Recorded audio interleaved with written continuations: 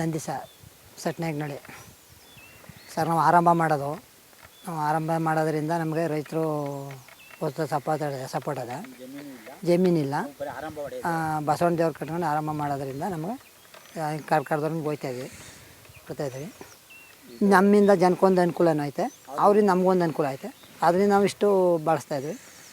ಮತ್ತು ಏನಪ್ಪ ಅಂದ್ರೆ ನಮ್ಗೆ ದನ ಬಸವಣ್ಣ ದೇವರು ಒಂದು ಆಸೆ, ಬಸವಣ್ಣ ದೇವ್ರು ಕಟ್ಕೊಂಡು ಆರಂಭ ಮಾಡ್ತಾಯಿದ್ದೀವಿ ಸರ್. ಇವು ಬೆಲೆ 1.5 ಲಕ್ಷ ಆಗಿದೆ. ಮಳೆ ಬಗ್ಗೆ ಅದೇ ಮಾಮೂಲಿ ಅವ್ರು ಮಾತಾಡೋದು ಹಂಗೆ, ಏನು ರೌತಿ ಮಳೆ ಬೀಳೋಗಂಟ ಯಾರೂ ಹಾಕಲ್ಲ. ಈಗ ಏನಾದ್ರು ಪಂಪ್ ಸೆಟ್ಟು ಮಾಡ್ಕೊಂಡಿದ್ರಿಂದ ಯಾವ ಟೈಮಲ್ಲಾರು ಫಸಲು ಮಾಡ್ತಾರೆ.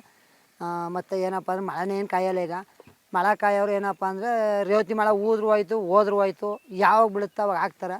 ಏನೋ ಒಂದಷ್ಟು ಬೆಳಕತ್ತರ ಆದ್ರೆ ಆಯಿತು, ಹೋದ್ರೂ ಹೋಯ್ತು. ಹಂಗೆ ಅರ್ಧಾಂತಕ್ಕೆ ಕಟ್ಟೈತೆ, ಗೌರಿಗೆ ಕಟ್ಟಾಗೋಯ್ತು. ಆಗ ಗೌರಿಯಿಂದ ಆಚೆ ದೀಪಾವಳಿ ಗಂಟು ಹೋಯ್ತಿತ್ತು. ಈಗ ಹಂಗೂ ಇಲ್ಲ. ನೆನ್ನೆ ಮೊನ್ನೆ ಮಳೆ ಹೋದ್ದು ಜನಕ್ಕೆ ತೊಂದರೆ ಇದು ಸರ್. ಏನಪ್ಪ ಅಂದರೆ ಮಾವಿನ ಗಿಡ ಫಸಲುಗಳ್ಗೆ ಮೇಲೆ ಫಸಲುಗಳು ಒಂಚೂರು ಅನುಕೂಲ.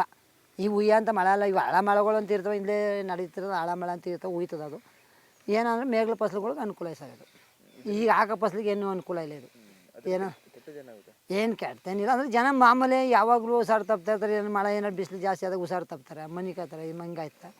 ಏನಾದ್ರು ಕೋಲ್ಡ್ ಆಗಿದಾಗ ಹುಷಾರು ತಪ್ಪೋದು ಕಮ್ಮಿ ಆಯ್ತದೆ. ಈ ಮಳೆಗೆ ಏನು ಬೆಳೆ ಬೆಳೆಯೋಕ್ಕಾಗಲ್ಲ. ಕೂಳ ಪಳ ಹೊಡ್ಕೋಬೋದು. ಆ ಮಳೆಗಾಕಂತವ್ರು ಹೊಡ್ಕೋತಾರೆ. ಇಲ್ಲಾಂದ್ರೆ ಮಾಮೂಲಿ ಪಂಪ್ ಸೆಟ್ನವರು ಹಿಂಗೆ ಯಾವ ಟೈಮಲ್ಲಿ ಬೇಕಾ ಟೈಮಲ್ಲಿ ಕಡ ಹೊಡಿಸ್ಕೊತಾರೆ, ಹಾಕತ್ತಾರೆ, ಬೆಳೀತಾರೆ. ಈ ಮಳೆ ಹೆಸ್ರೇನೆ ಹಳ ಮಳೆ ಇದು ಅನ್ನೋದ. ಹಳ ಮಳೆ ಇದು ಯಾವುದೋ ಹಳ ಮಳೆಗಳು ಇವೆಲ್ಲ ಹಳ ಮಳೆ ಮಾಮೂಲಿ ಹುಯ್ತಾ ಇರ್ತಾವೆ ಅಂತ ಹೇಳ್ತಾ ಇರ್ತಾರೆ ಇಂದ್ಲವರು. ಅವ್ರ ಪದ್ಧತಿ ಅಲ್ಲ, ಮಾಮೂಲಿ ಮಾಡೋ ಪದ್ಧತಿ ನಡೆಯಬೇಕಲ್ಲ ಅದು.